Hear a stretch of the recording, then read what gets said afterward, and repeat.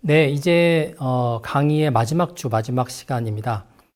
지난 시간까지 저희들이 같이 나눴던 내용들을 이 시간에는 이렇게 한번 이렇게 조명해 보는 그런 시간을 갖도록 하겠습니다.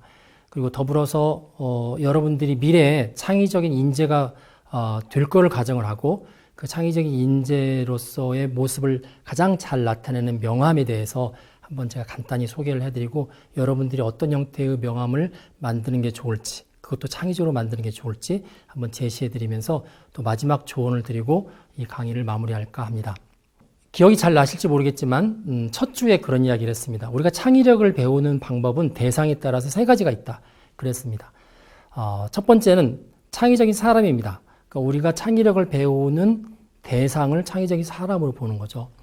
이런 경우에 창의적인 사람의 선천성을 강조하게 되면 주로 배울 게 없습니다. 왜냐하면 그 사람은 나하고 다르기 때문에. 그래서 주로 창의적인 사람에 대해서 배울 때는 그 사람의 후천적인 노력과 후천적인 결실에 대해서 이야기를 많이 하게 됩니다. 두 번째의 대상은 창의적인 산물에 대해서 배우는 겁니다. 어떤 사람이 만든 발명품, 이런 것들을 배우는 거죠. 그래서 그 발명품 하나하나를 보고 배우기보다는 그런 발명품 안에 들어있는 일반적인 원리, 발명의 원리를 추출해서 배우는 거가 훨씬 배우는 사람 입장에서는 창의력에 도움이 됩니다. 그리고 세 번째는 창의력이나 창의성을 배우는 사람들이 가장 많이 집중하고 있는 영역인데 창의적인 사고 과정입니다. Creative Thinking이라는 건데 창의적인 사고 과정, 창의적인 사고의 절차에 대해서 집중해서 배우는 방법입니다. 이렇게 세 가지 대상을 가지고 창의력을 배우는 방법을 세 가지로 꼽을 수가 있습니다. 제가 이번 강의를 통해서 여러분들과 창의성에 관해서 이야기를 나눌 때 창의적인 사람의 7가지 습관을 중심으로 나눴습니다.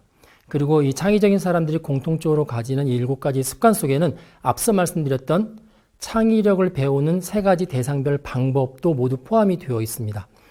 자, 7가지 습관을 다시 한번 정리해 볼까요? 첫 번째 습관이 문제를 문제시하는 습관. 두 번째가 꾸준히 호기심을 갖는 습관. 세 번째가 못 그려도 꼭 그리는 습관.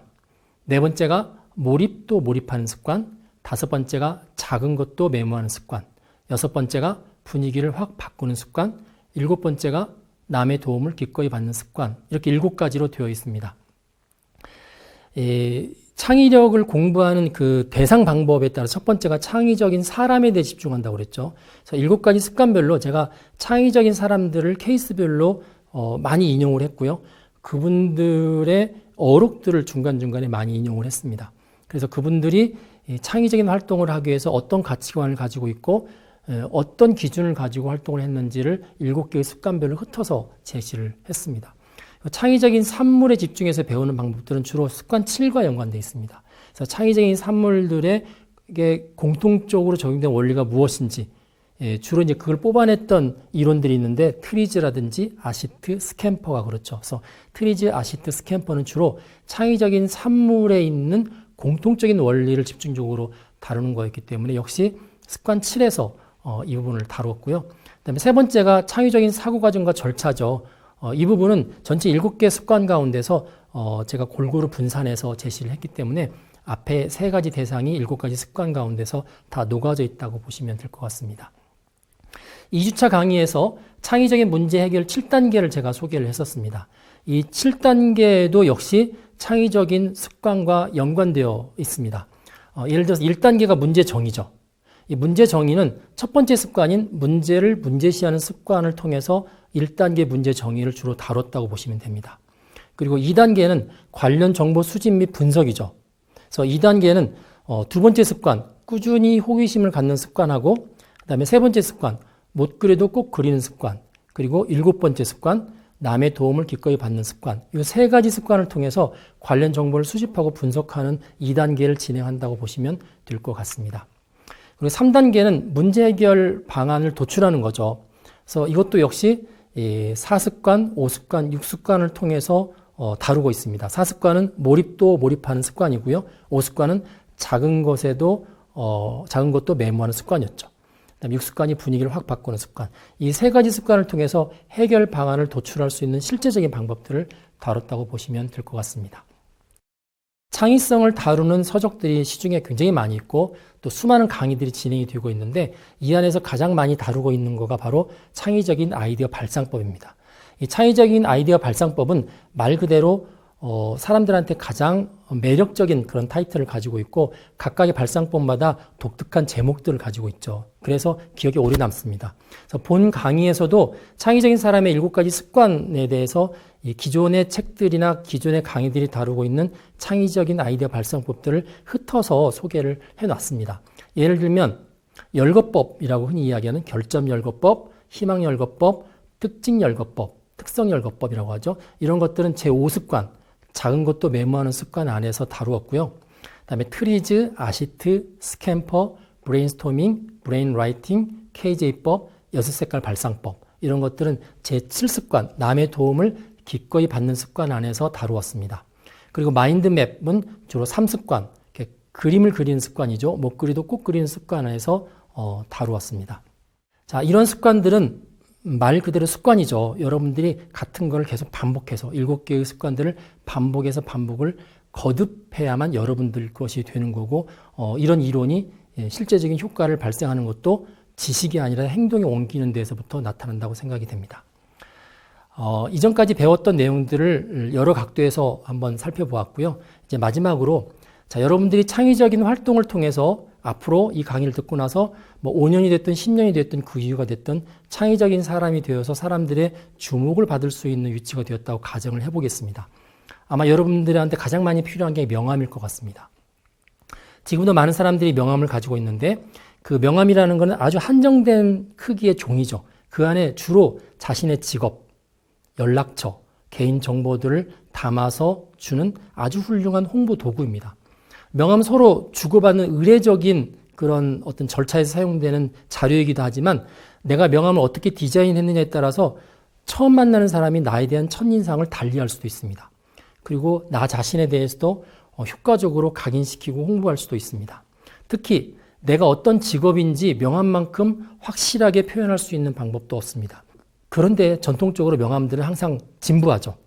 같은 크기의 대부분 흰색의 검은색 글씨, 기껏해야 사진 올려놓고 마크 올려놓고 이렇게 되어 있기 때문에 명함을 하루에도 수십 개씩 받는 사람들 입장에서 볼 때는 명함이 귀찮습니다.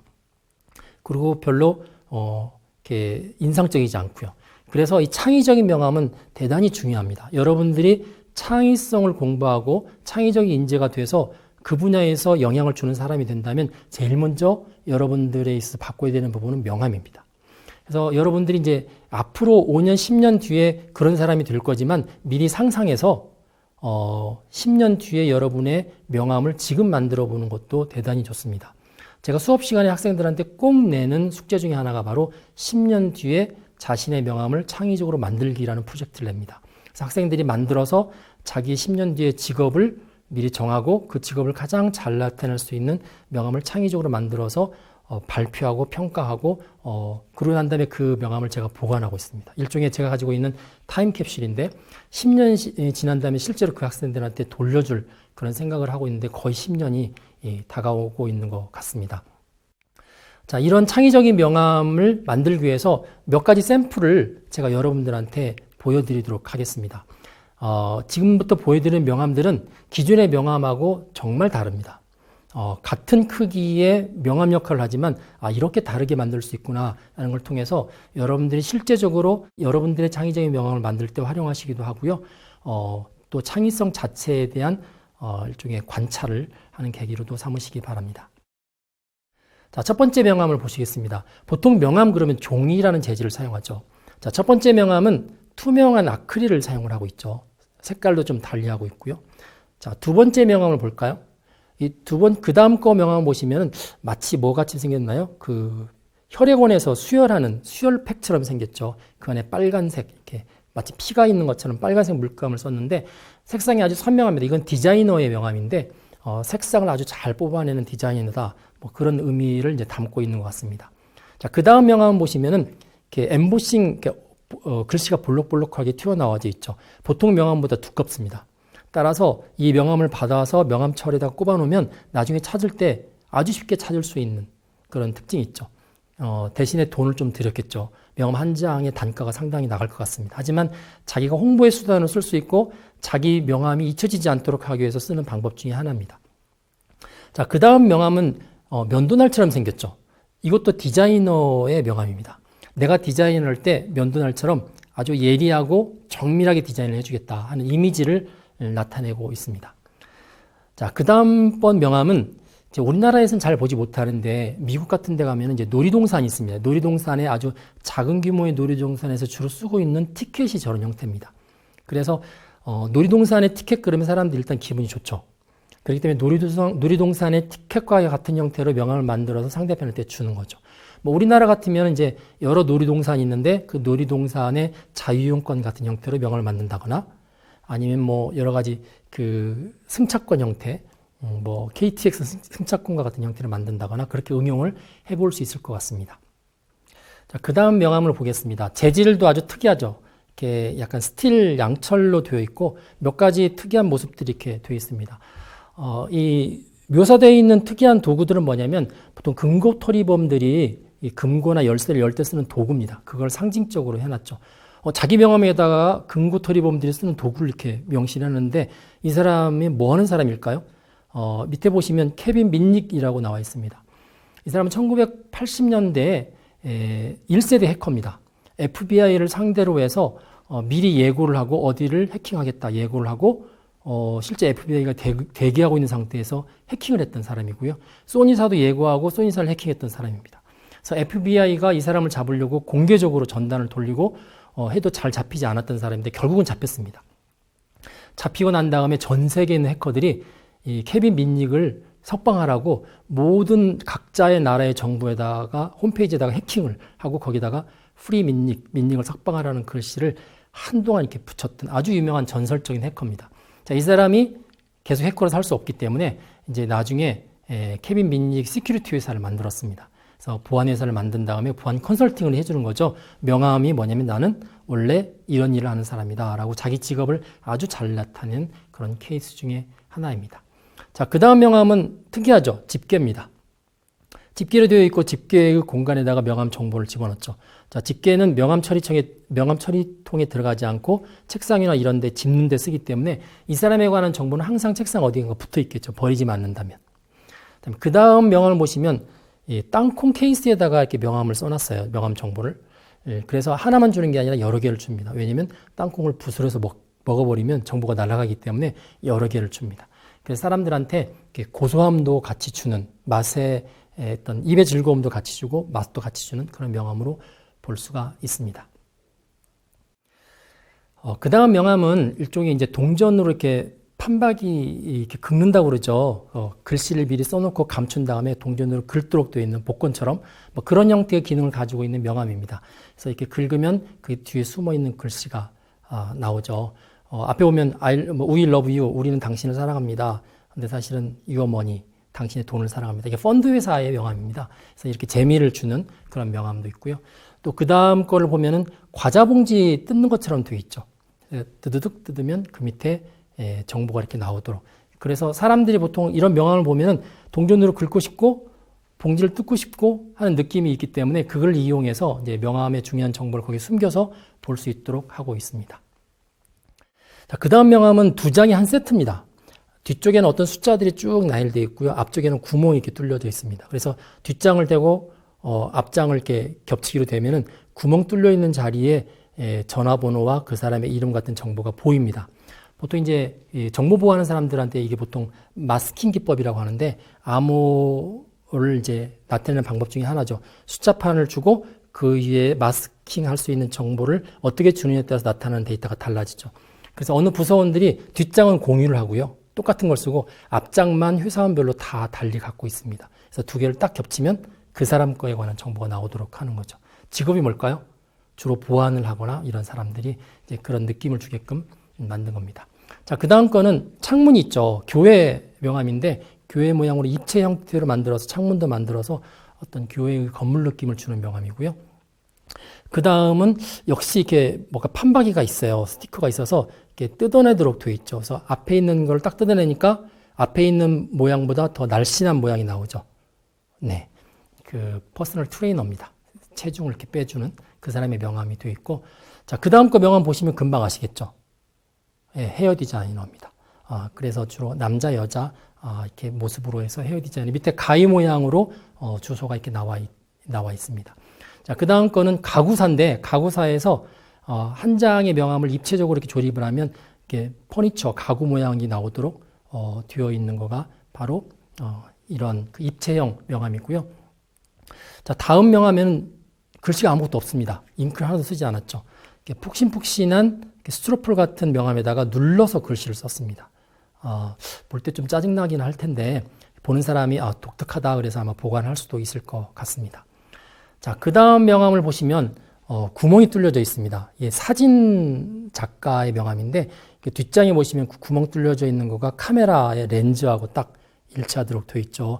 그래서 자기가 사진 작가라는 것을 명함에서 표현하고 있고요. 그 다음 장도 역시 사진 작가입니다.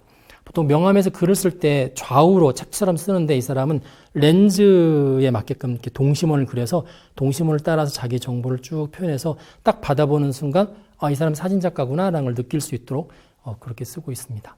자, 그 다음 거는 여러분들 어디서 많이 보신 것 같지 않습니까? 보통 컴퓨터의 웹브라우저를 보면 소스 코드가 이런 식으로 이렇게 나타나 있습니다. 그래서 컴퓨터를 많이 다룬 사람들은 보통 XML이라는 그 코드를 이용해서 이름, 소속, 이런 것들을 표현하는 방법인데 마치 컴퓨터 화면을 보는 듯한 착각이 들게끔 나타나 있는 명함이죠. 자, 그 다음 명함은 두 장이 세트인데 그 구멍난 부분에 손가락을 넣어서 이렇게 하면 마치 발이 움직이는 것처럼 되어 있죠. 역시 보통 헬스 트레이너와 관련된 명함이고요. 자, 그 다음 명함은 보니까 풍선입니다. 풍선인데 불면 풍선에 어떤 정보가 나타나고요. 바람을 빼면 풍선이 쭈그러들죠. 그럼 정보가 사라집니다. 정보를 보려면 불어야 됩니다. 자, 어떤 사람의 명함일까요? 흉부외과 의사입니다. 흉부외과 의사가 주로 폐활량 훈련을 위해서 환자들한테 나눠주는 명함입니다. 그래서 하루에도 몇 번씩 풍선을 불어서 이렇게 늘렸다 좁혔다 그렇게 할 수 있도록 되어 있는 거죠. 그 다음 거는 어디서 많이 본 것 같죠. 보통 이제 서양식 카드, 트럼프나 이런 데서 보면 이렇게 모습들을 그거를 그대로 인용을 해서 살짝 바꿔서 명함 자체가 어디서 많이 본 우리나라 같은 이제 화투 이런 걸 이용해서 만들 수 있겠죠. 품위는 없겠지만 사람들한테 기억에 많이 남아 있을 것 같습니다. 자, 그 다음 것도 보면은 약간 유사상표입니다. 페덱스하고 유사하죠. 자기 이름이나 상호가 거기랑 유사하기 때문에 이미 사람들이 인지하고 있는 어떤 상표나 로고를 이용해서 명함을 이렇게 만드는 겁니다. 자, 그 다음 명함은 실제 자기가 비즈니스 하고 있는 판매하고 있는 물건을 거기다 이렇게 올려놓은 겁니다. 양털을 판매하고 있는 농장에서 양털 샘플을 명함 위에다 이렇게 올려놓는 경우죠. 자, 그 다음 같은 경우는 이제 명함 한쪽에 녹색으로 된 조그만 동그라미가 있는데 거기에 잔디 씨앗이 들어 있습니다. 그래서 물을 한 방울 딱 떨어뜨리면 2, 3일 있다가 싹이 나옵니다. 뭐를 하는 회사인지 아시겠죠? 자, 그 다음 명함은 더 적극적입니다. 오히려 이제 명함을 봉투처럼 만들어서 명함 안에다가 잔디 씨앗을 이렇게 넣어 놓습니다. 사람들로 하여금 그거를 뿌려서 싹이 나는 것을 볼 수 있도록 하는 거겠죠. 자, 그 다음 명함 보시면 누가 명함을 찢어버린 것 같죠? 근데 사실 찢어버린 게 아니라 찢어버렸다가 테이프로 붙인 것 같은데 원래 나눠줄 때부터 처음부터 저런 형태입니다. 안에 자세히 보시면 포스트 매리지 카운슬링이라고 되어 있습니다. 결혼한 다음에 부부 상담을 해주는 데이기 때문에 주로 싸우죠. 그래서 싸운 사람들을 열심히 카운슬링해서 다시 붙여준다는 의미를 명함에서 만들기 위해서 저렇게 만들었습니다. 자, 그 다음 명함을 잠깐 보시면 얘는 좀 고급스럽게 케이스가 있습니다. 케이스가 있고 그 케이스 안쪽에서 종이를 넣었다 뺐다 하는데 안쪽에 있는 종이를 빼면 전화기 모양으로 되어 있는 까만색 심볼이 있는데 걔를 딱 집어넣는 순간에 바깥에 케이스에 치아 모양의 구멍이 있습니다. 그 치아 모양의 구멍에 이 까만색이 딱 걸치면서 충치 모양이 생깁니다. 그래서 이건 치과 의사의 명함입니다. 그러니까 충치가 생기면 안에 있는 내용을 빼서 자기한테 연락을 하라는 거죠. 좀 더 다른 모습의 치과 의사는 그 명함에다가 치은이라고 그러죠. 이빨 자국 모양을 이렇게 찍어서 사람들한테 배포하는 경우도 있습니다. 자, 마지막 케이스인데 제이슨이라고 되어 있는데 이 사람은 명함이 8장이 한 세트입니다. 저는 이 사람 명함 보면서 참 대단하다는 생각을 많이 했어요. 사람들은 보통 명함 한 종류만 만들죠. 그러다 보니까 어떤 사람하고 명함을 주고받았는데 그 사람이 잘 기억을 못해요. 그런데 한 일주일 있다가 그 사람을 또 만났어요. 명함을 또 주면 저 사람이 지난주에 명함 받았는데요. 그러면은 제가 굉장히 겸연쩍어지는 거죠. 왜냐하면 저 사람 날 기억하는데 나는 기억을 못했으니까. 그런 경우에 이 여러 개가 되어 있는 세트는 참 유용합니다. 사실은 제 명함이 여러 장이 세트입니다. 그래서 제 명함을 다 세트를 다 받으셔서 어떤 글씨가 하나 보일 건데 그걸 찍어서 저한테 보내주시면 제가 선물을 드릴게요. 이렇게 약간 유연하게 넘어갈 수도 있고, 그러다 보니까 사람들이 저 사람 명함이 여러 종류다, 저 사람 거는 모아서 찍으면 선물도 준댄다, 약간 가십거리도 될 수가 있죠. 여하튼 명함을 주고받을 때 벌어질 수 있는 상황을 극복하기 위해서 명함을 또다시 변형시키는 그런 사례 중에 하나라고 볼 수 있습니다. 자, 여러분들이 앞으로 5년이나 10년 뒤에 어떤 사람이 될지 이제 여러분들이 꿈을 꾸셔야 됩니다. 창의적인 사고방식을 통해서 정말 창의적인 인재가 될 거고, 그거에 의해서 여러분들의 직업이 많이 바뀌겠죠. 이제 그런 경우에 여러분들이 명함을 만드실 때 앞에 소개한 것 이상의 창의적인 걸 만드시면 굉장히 큰 효과가 있을 것 같습니다. 앞에 공부했던 많은 시간들이 어떻게 보면 이 창의적인 명함 하나를 만들기 위해서 달려왔다라고 생각을 해도 과언이 아닐 것 같습니다. 이 과목을 통해서 창의력에 관해서 공부를 했습니다. 창의력과 창의성에 관해서 많은 책들이 있고 많은 강의들이 있습니다. 사람들이 흔히 하는 질문이 어떻게 하면 창의적인 생각을 할 수 있어요? 어떻게 하면 창의적인 물건을 만들 수 있어요? 라는 질문을 많이 합니다. 제 대답은 하나입니다. 당신이 창의적인 사람이 되면 됩니다. 보통 사람들은 창의성 공부를 할 때 마치 자기 가방에 창의성에 관한 어떤 물건을 하나 추가로 넣어갖고 다닐 것처럼 공부를 합니다. 그래서 자기가 창의적 문제를 풀어야 되는 상황이 되면 그걸 꺼내서 쓰려고 생각을 합니다. 그런 경우는 거의 대부분 창의적이지 못합니다. 특정한 상황에서 창의적이 되려고 하는 사람은 창의적이 될 수가 없습니다. 평소에 창의적인 사람이 창의성이 필요할 때 창의성을 발휘할 수가 있습니다. 그래서 결국은 뭐냐면 창의성을 잘 모르는 사람이 창의성을 잘 발휘하는 사람이 되려면 방법을 터득하는 게 중요한 게 아니라 사람이 바뀌어야 됩니다. 그래서 창의적인 사람으로 바뀌기 위해서 중요한 거는 습관입니다.